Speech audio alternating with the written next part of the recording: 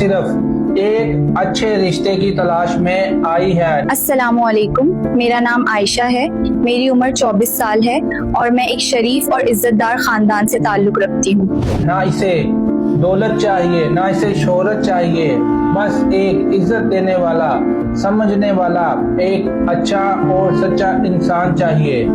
ये हमारी बहन बेटी आज इस उम्मीद से यहाँ मौजूद है और शायद इस वीडियो से इसे देखने वालों से एक अच्छा रिश्ता मिल जाए। कोई ऐसा शख्स, कोई ऐसा खानदान अच्छा जो इज्जत करने वाला हो, जो बेटियों को अच्छा समझता हो, जो जिंदगी भर का साथ निभाने वाला हो।